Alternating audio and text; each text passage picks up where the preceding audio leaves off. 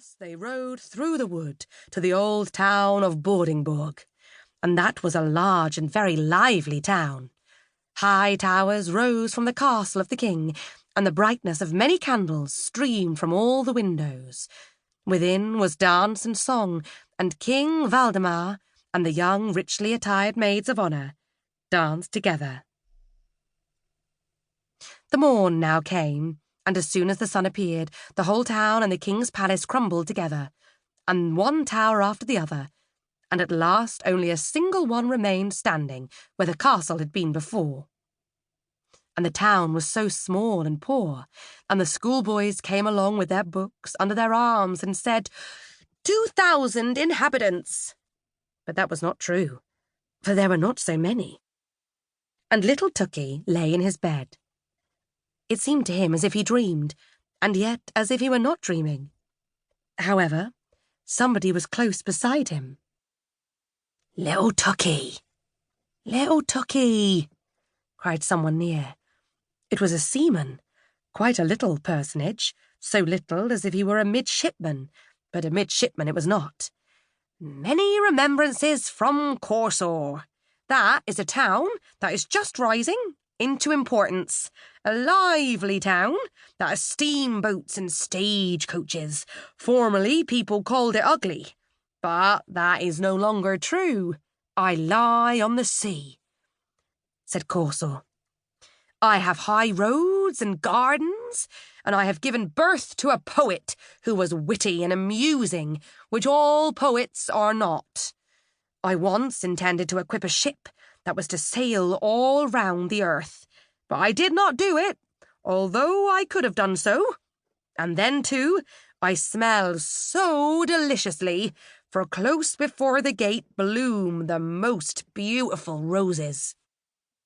Little Tuk looked, and all was red and green before his eyes. But as soon as the confusion of colours was somewhat over, all of a sudden there appeared a wooded slope close to the bay, and high up above stood a magnificent old church, with 2 high-pointed towers. From out the hillside spouted fountains in thick streams of water, so that there was a continual splashing, and close beside them sat an old king with a golden crown upon his white head. That was King Hroar, near the fountains, close to the town of Roskilde, as it is now called. And up the slope into the old church went all the kings and queens of Denmark, hand in hand, all with their golden crowns, and the organ played and the fountains rustled. Little Tuk saw all, heard all. "Do not forget the diet," said King Hroar. Again, all suddenly disappeared. Yes, and whither? It seemed to him just as if one turned over a leaf in a book. And now stood there an old peasant woman who came from Sorb, where grass grows in the marketplace. She had an old grey linen apron hanging over her head and back. It was so wet, it certainly must have been raining.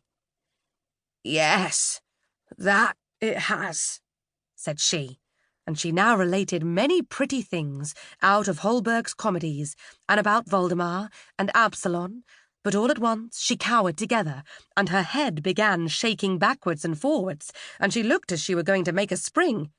"Croak, croak," said she. "It is wet, it is wet.